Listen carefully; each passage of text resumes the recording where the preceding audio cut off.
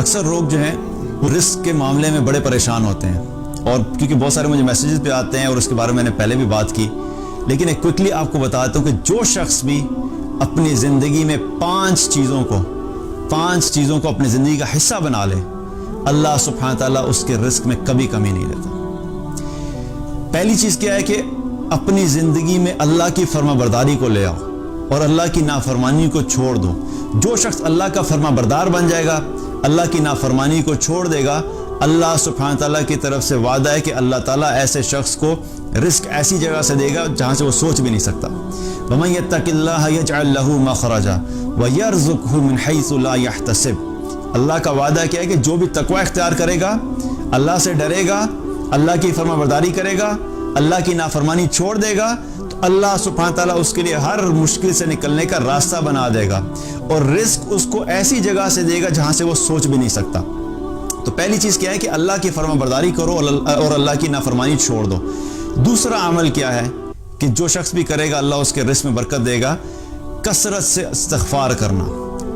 استغفار کرنا، اپنے گناہوں پہ توبہ کرنا، نادم ہونا، استغفار کرنا۔ جو شخص بھی یہ کرے گا اللہ سبحانہ تعالیٰ اس کے مال کو بڑھا دے گا۔ اللہ تعالیٰ نے قرآن میں فرمایا فَقُلْتُ اسْتَغْفِرُوا رَبَّكُمْ إِنَّهُ كَانَ غَفَّارًا يُرْسِلِ السَّمَاءَ عَلَيْكُمْ مِدْرَارًا وَيُمْدِدْكُمْ بِأَمْوَالٍ وَبَنِينَ۔ اللہ کا وعدہ ہے کہ تم کثرت سے استغفار کرو، میں تمہیں مال عطا کروں گا۔ دوسرا عمل کیا؟ کثرت سے استغفار کرنا۔ تیسرا عمل کیا ہے کہ جو اللہ نے دیا اس پہ شکر کرو۔ جب شکر کرو گے تو اللہ سبحانہ تعالیٰ اس شکر کے نتیجے میں تمہیں اور عطا فرمائے گا۔ لَإِن شَكَرْتُمْ لَأَزِيدَنَّكُمْ۔ اللہ سبحانہ تعالیٰ نے قرآن میں فرمایا کہ تم شکر ادا کرو میں تمہیں مزید بڑھاؤں گا۔ تم اپنے مال پہ شکر ادا کرو گے اللہ مال بڑھائے گا۔ تم اپنے جو بھی اللہ نے نعمتیں دی ان پہ شکر ادا کرو گے اللہ سبحانہ تعالیٰ ان کو مزید بڑھا دے گا۔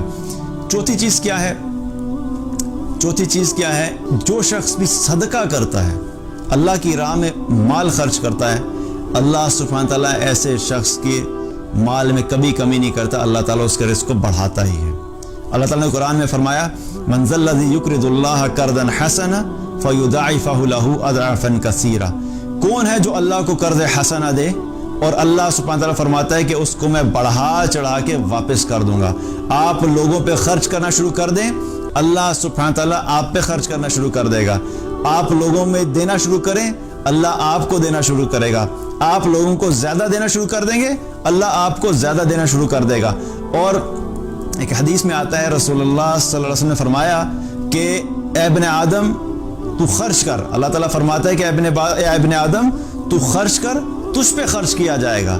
اتنی زبردست بات بتا دی کہ ہم جب لوگوں پہ خرچ کریں گے تو اللہ کا وعدہ ہے کہ اللہ ہم پہ خرچ کرے گا۔ ہم جب خرچ نہیں کرتے اور پھر ہم پریشان ہو جاتے ہیں۔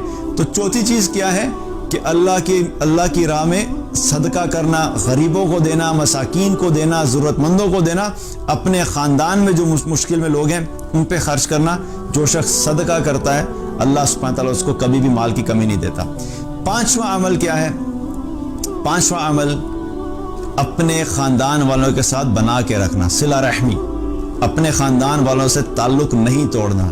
کیونکہ حدیث میں آتا ہے نبی صلی اللہ علیہ وسلم نے فرمایا جو شخص یہ چاہتا ہے کہ اللہ اس کی زندگی میں، اس کی جان میں، اس کی عمر کو بڑھا دے اور اس کے مال کو بڑھا دے تو اسے چاہیے کہ وہ صلہ رحمی کرے۔ تو اپنے خاندان والوں کے ساتھ تعلق مت توڑیں، تعلق بنا کے رکھیں۔